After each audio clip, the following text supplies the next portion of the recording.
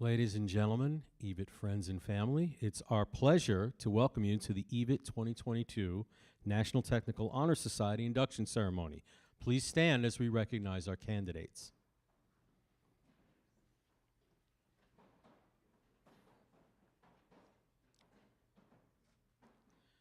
To begin our ceremony, I would like to invite student Amelia Peralta to come forward to lead us in the Pledge of Allegiance.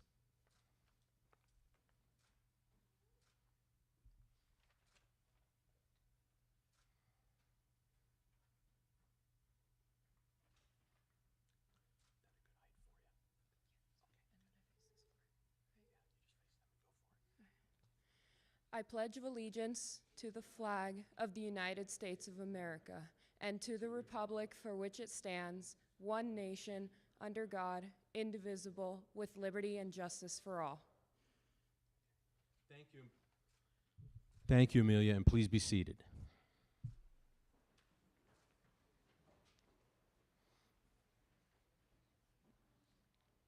Our next speaker is Dr. Chad Wilson, EVIT Superintendent, who was voted Best Leader this year in the Best of Mesa East Valley Tribune poll. He is married and has 2 children and originally from Tucson. He's been an educator for over 27 years as a middle school teacher, assistant principal, and assistant superintendent, and currently our East Valley District Superintendent. Dr. Wilson?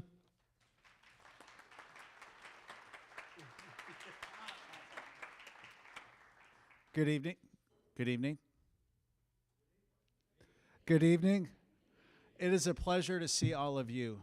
Students, I just want to take a minute and congratulate you. You're entering a time and a season, whether you're a junior or a senior, in which you're going to begin to have a ton of accolades, a ton of celebrations, a ton of fun events, and you should soak them all in. But also, I encourage you to give yourself permission to celebrate yourself. Being where you're at here tonight is not an easy task. Not only does it demonstrate your work ethic, your academic ability, your stick-to-itiveness, but it also shows that you are committed to being better tomorrow than you are today. So give yourself permission to be proud in your own success. Parents, as a superintendent, I fully understand that it's a privilege and an honor to work with your children.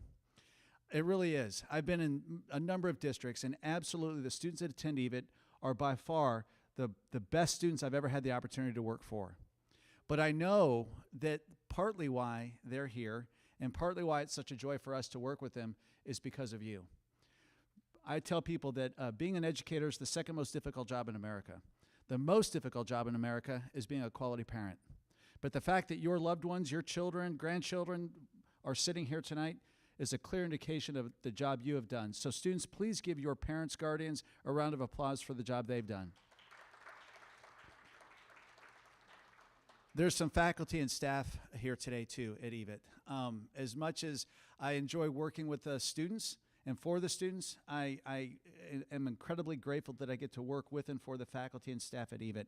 If you're a faculty member or staff member here at EVIT, would you please raise your hands and be acknowledged?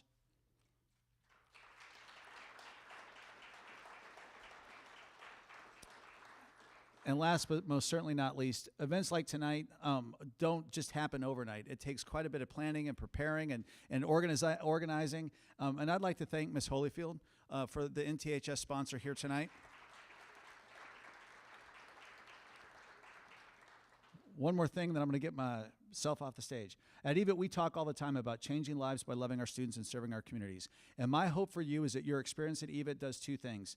It allows you to have the ability to do well. And by that I mean that through your experience at EVIT, that you can go on after high school, go straight to the workforce, or go into college, university, and pursue a study. But at the end of the day, that you are able to get a job, a career that provides a great wage. I want you to buy houses. I want you to buy nice cars. I want you to have those kinds of things. You deserve it. I want you to do well. But equally important is I want you to be able to do good. And by that I mean you have an obligation, an expectation that not only do you make a lot of money, but you do a lot of good. The skills that you're learning here today give you both. You will have the ability to do well, but also to do good. So please, celebrate yourself tonight, but also in the back of your mind, remember, with this comes the expectation of doing well and doing good. Congratulations to you. Thank you.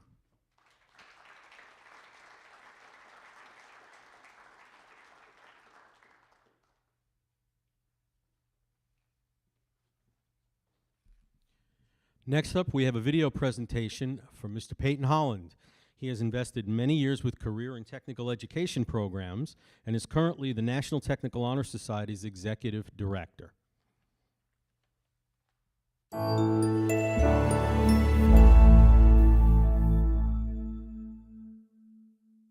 Congratulations, NTHS inductees.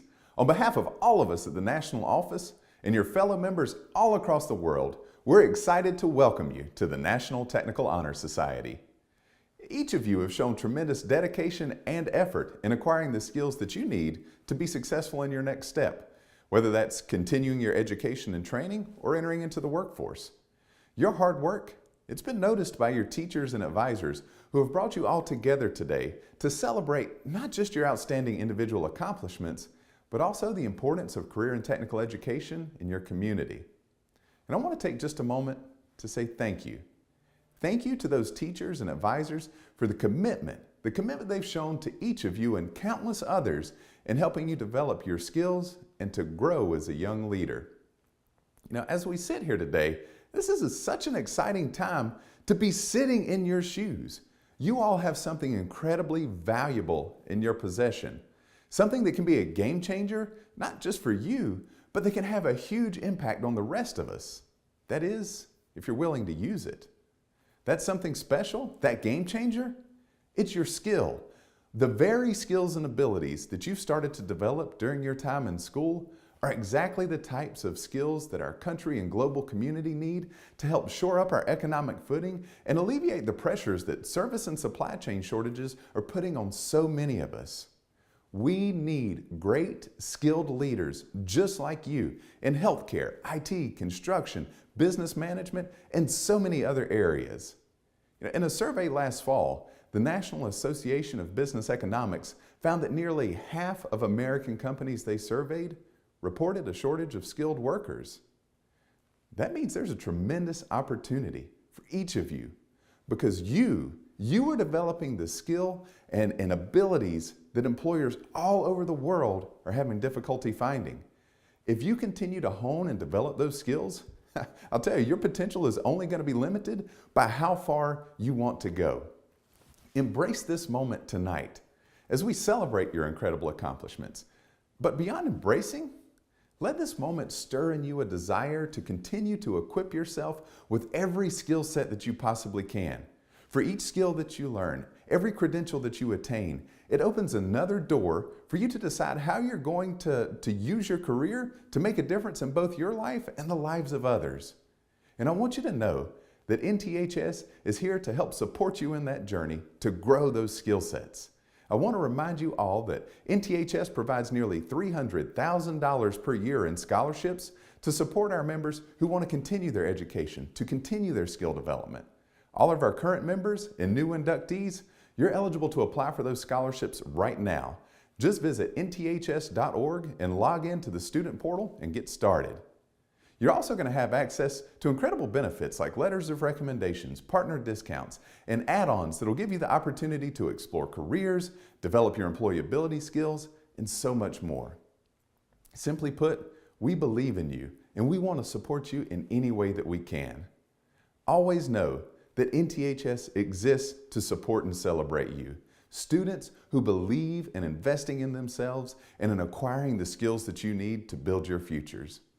And as I said to many students last year, and I plan to continue to say long into the future, our nation has and always will rely on career and technical education to keep us moving forward. From our healthcare experts that take care of us, to our construction craft experts that build critical infrastructure, to our technology experts that keep us all communicating and working together. Every aspect of CTE is and always will be essential. And I just want you to know that I feel so confident in our future with each of you at the helm. So on behalf of the entire organization, I want to say thank you.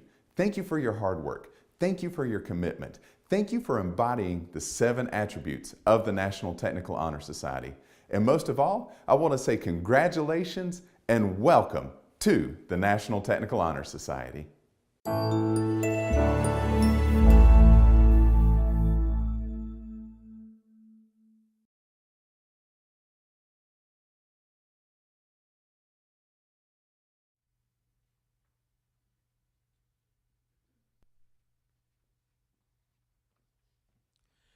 So right now we'd like to continue on with an explanation of the statement of purpose, courtesy of our Power Campus principal, Mr. John Corsaro.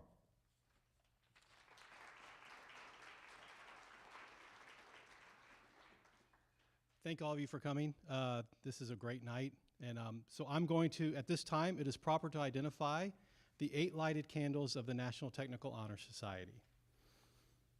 In the center of the table is the lighted candle representing knowledge.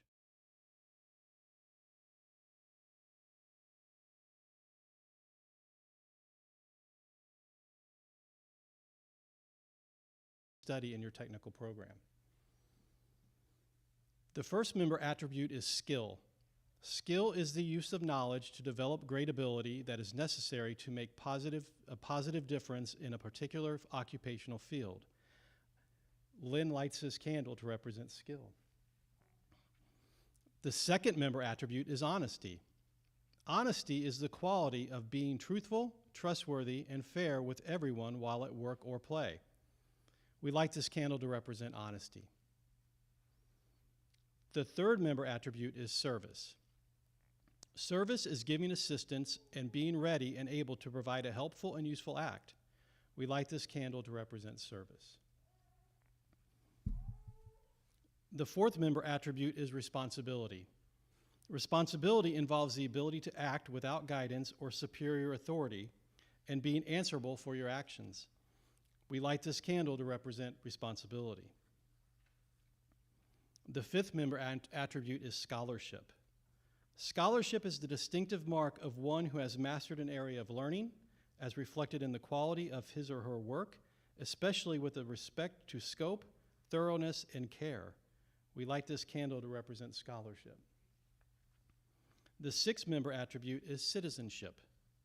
Citizenship is being entitled with full civil rights and exercising the duties, rights, and privileges of this status. We light this candle to represent citizenship.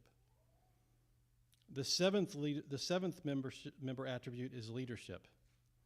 Leadership is the responsibility of serving as a guiding force and directing the way by going first with courage and with confidence. We light this candle to represent leadership. Students, we hope you recognize these 7 attributes in yourself and value these qualities which make you eligible for membership in the National Technical Honor Society. So, students, while you're thinking about that, I would also like you to think about the support you have received from your family and friends. Those who have come with you tonight are proud of your accomplishments.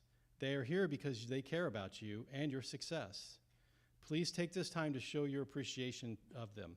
Please give your family and friends a round of applause.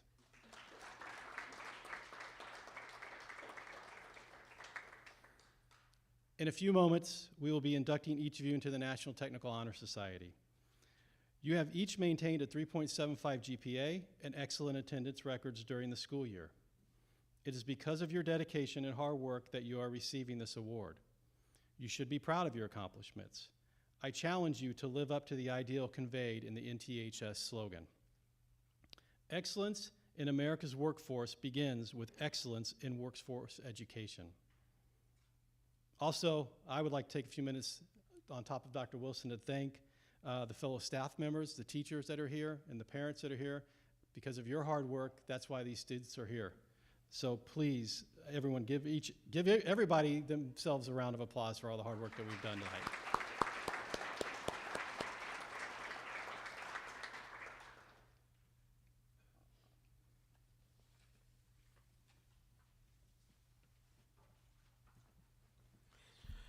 So at this time, we would like to ask Mr. Corsaro to please move to the front of the stage for the presentation of the inductees.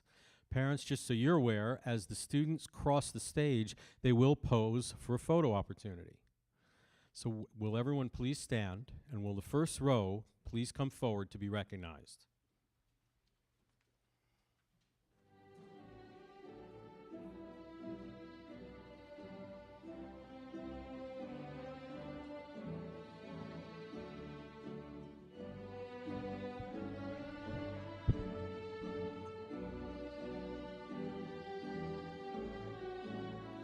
Mr. Noah Terrell in aviation.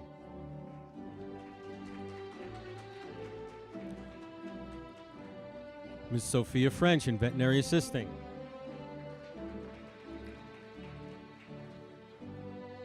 Ms. Madeline Pohm, intro to nursing assistant.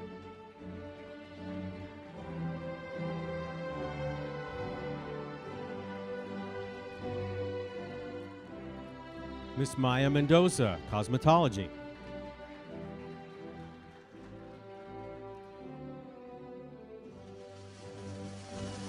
Ms. Lauren Delara, nursing assistant.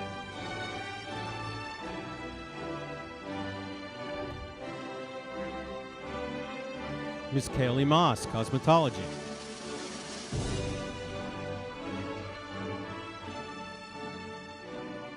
Ms. Isabella Lapani, vet assisting.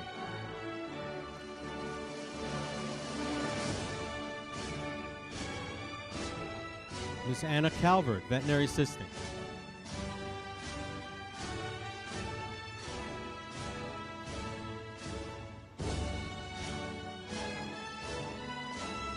Ms. Amelia Peralta, veterinary assistant.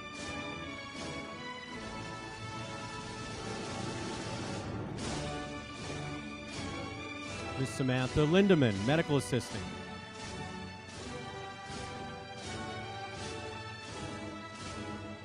Ms. Rachel Remley, aviation.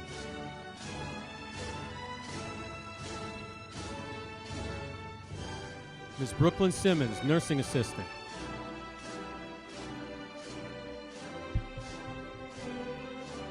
Ms. Savannah Torgerson, nursing assistant.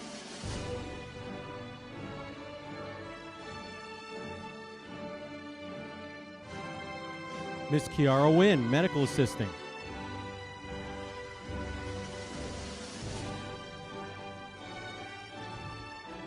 Ms. Tabitha Thompson, medical assistant.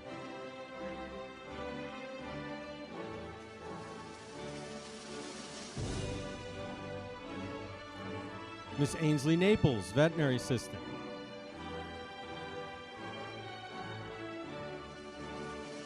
Ms. Sarah Lee, veterinary assistant.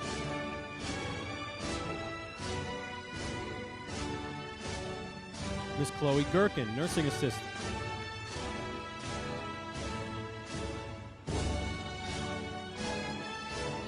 Ms. Lexi Stapley, nursing assistant.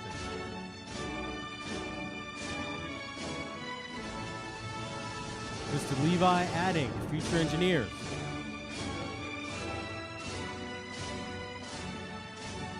Mr. Caden Webble, future engineers.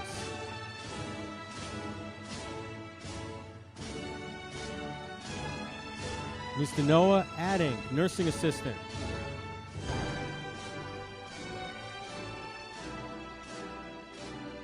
And last but not least, Mr. J5th Nevin, nursing assistant.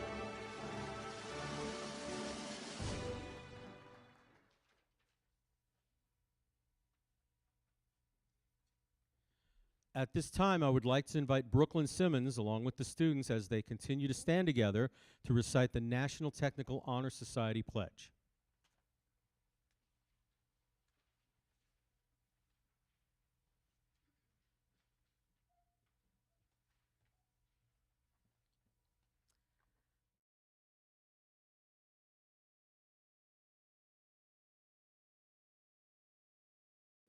I pledge to maintain the highest standard of personal conduct. I will apply myself to continue a record of scholastic achievement.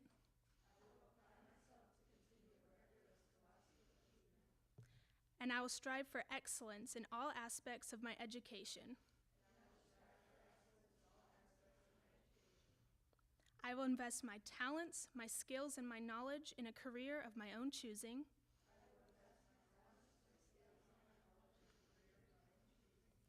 And shall always endeavor to uphold my obligations as a citizen of my community and my country.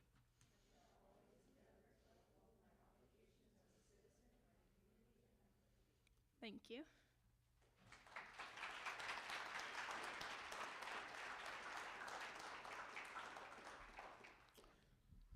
Thank you, Brooklyn. Students, please be seated as we have one more bit of business, and that is a very special guest speaker who happens to be A former EVIT student and now a member of the NTHS executive team, please say hello to Mr. Robert Cunningham.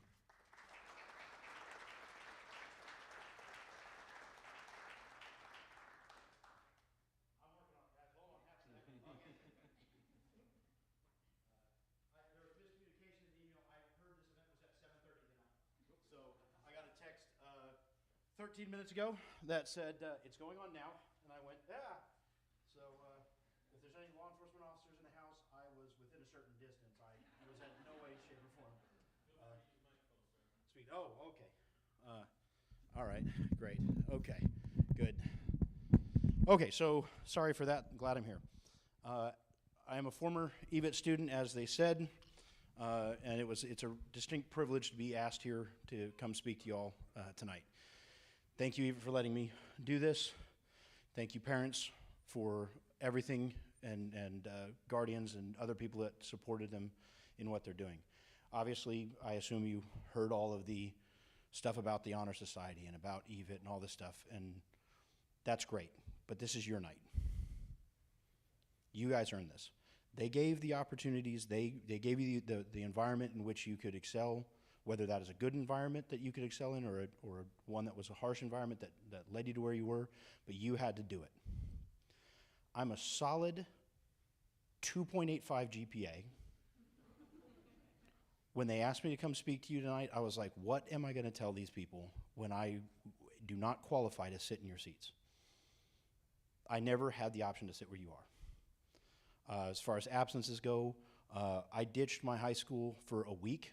I would get up, I'd tell my mother I was going to school early, had to go in. I'd drive to San Diego, have lunch on the beach, drive home, tell my mom I got in detention and had to stay after. And I thought I was smart. I did this for a week. I thought it was great, but I forgot that my dad was on the gas card. So he sees all the gas driving. He's just like, what are we doing here? So I go to EVA, which was a school that was attached to EVIT for a while. And the next week, I'm the honor student listed on the wall. It says Honor Student of the Week, Robert Cunningham. And I was like, this is crazy. So I went to the counselors and I said, hey, so I was honor student last week.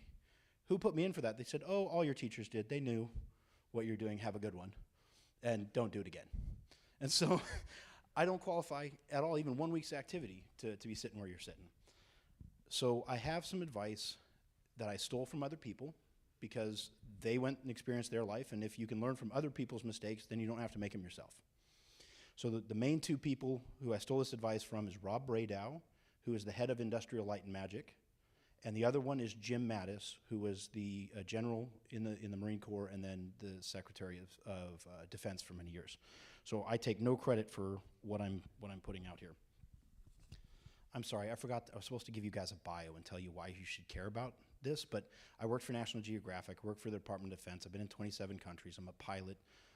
Did EVIT's law enforcement program. I did the first year law enforcement program in the summer before start, second year law enforcement, and then I did the graphic design program.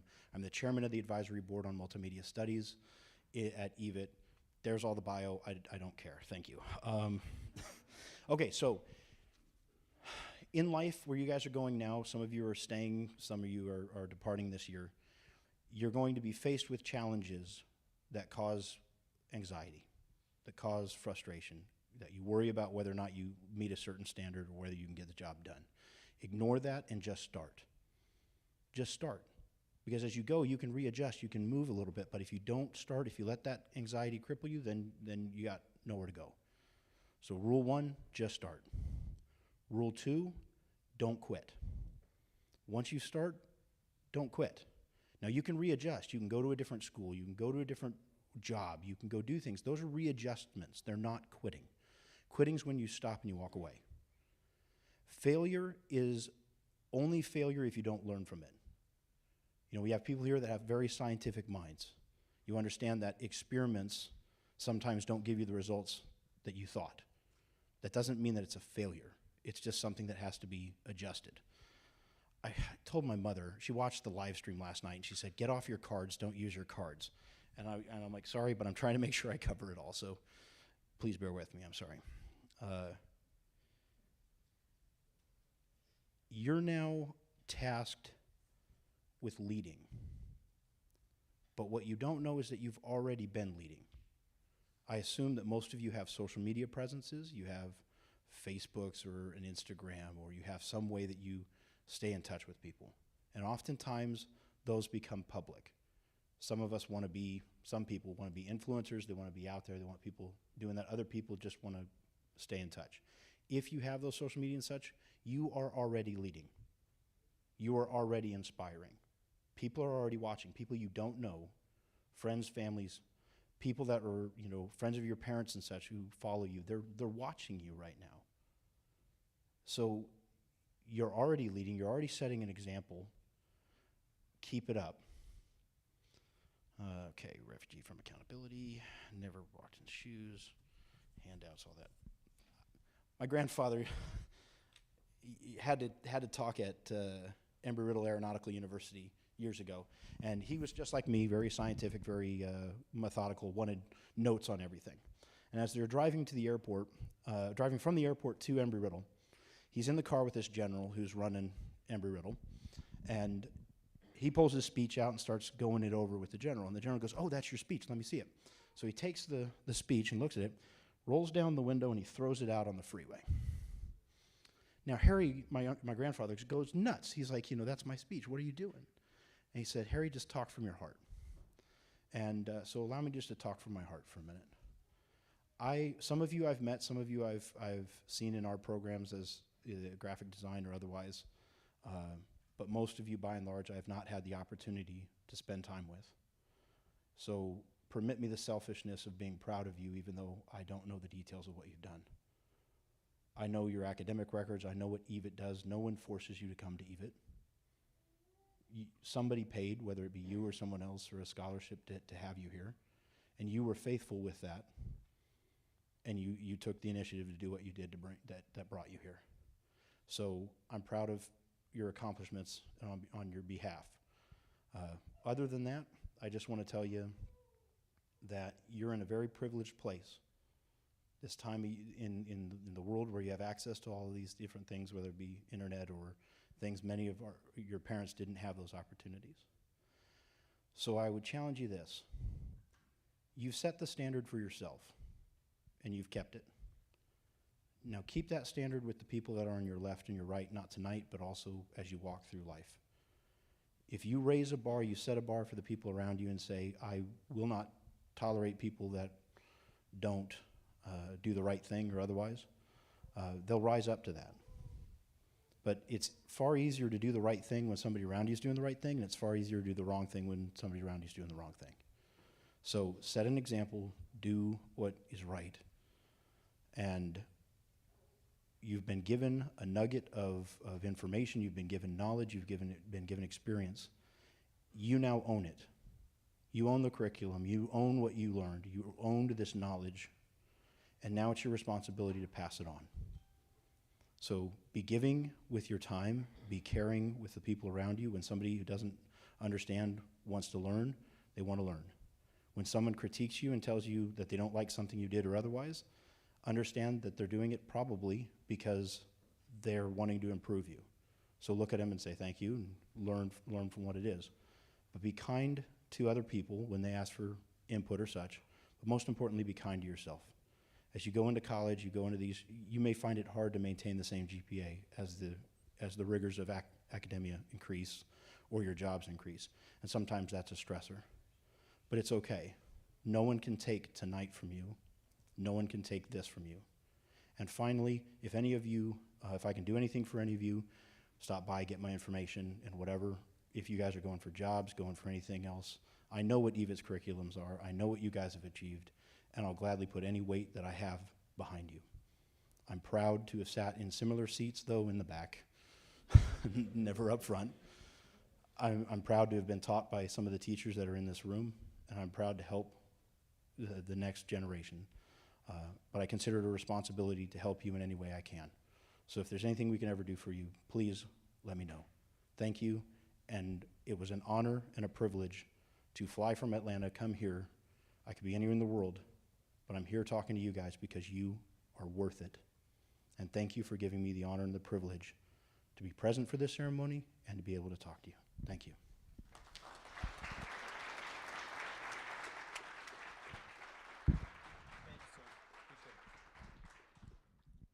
Well, folks, it's time to dismiss our students, and we're proud to say newest inductees. So students, please rise. Let's give them one last round of applause.